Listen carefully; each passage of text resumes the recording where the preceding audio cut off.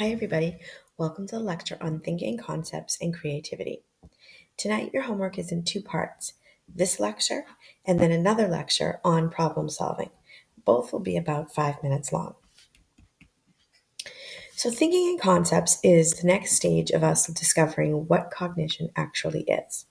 So cognition, for all intents and purposes, is the thinking processes that we go through. It includes things like making decisions, evaluating, remembering, all of that types of things. Under cognition falls a couple of different concepts that are important for you to understand. The first one is the word concepts. A concept is any mental grouping or similar objects, events, ideas, or people. So in psychology, there's lots of different concepts that we need to understand. For example, the whole idea of thinking, the whole idea of problem solving, motivation, emotion, neuroscience. These are all concepts, concepts are not just unique to academics. You can have concepts about ideas or people. She's a mean person. He's a nice person. The beautiful people. These are all different concepts. Along with concepts comes the idea of prototypes. Your prototype is your mental image or your best example of a category of things.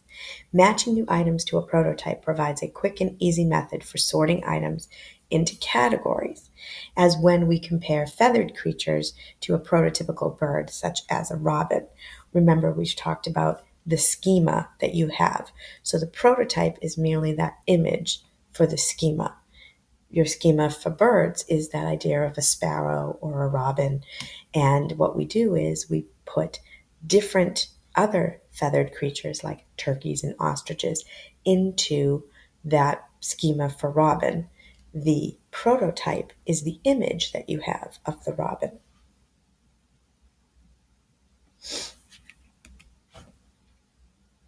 Now, creativity is a really great way to solve problems. Now, when we say creativity, we don't necessarily mean that you have to be a wonderful artist. Creativity really does mean that you have the ability to produce a lot of unique and valuable ideas, novel ideas that help to solve a problem.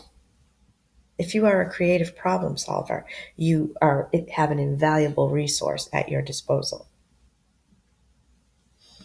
Now, creativity in problem solving takes two forms. The first form is what we call convergent thinking.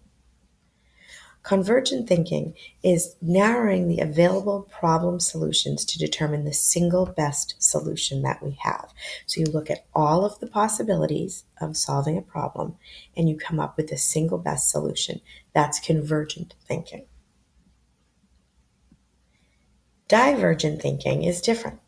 It takes the number of possible problems, it expands the number of possible problem solutions, and then uses the creative thinking to diverge in different directions. So you look at all the possibilities and try and come up with the best one.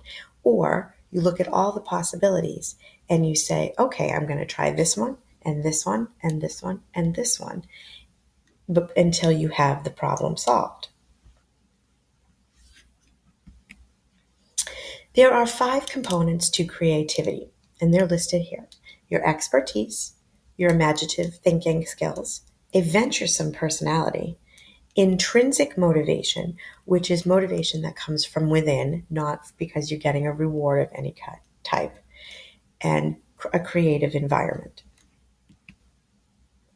Now, there's some really good and easy ways to boost your creativity. Of course, you should develop your expertise, allow time for those creative juices to marinate, set aside time for the mind to sort of roam freely, sort of a daydreaming stream of consciousness way, and then experience other cultures and their ways of thinking, because different cultures solve problems differently. In our next lecture, which you're going to do right now, is solving problems and making decisions. And we're going to focus primarily on solving problems. See you soon.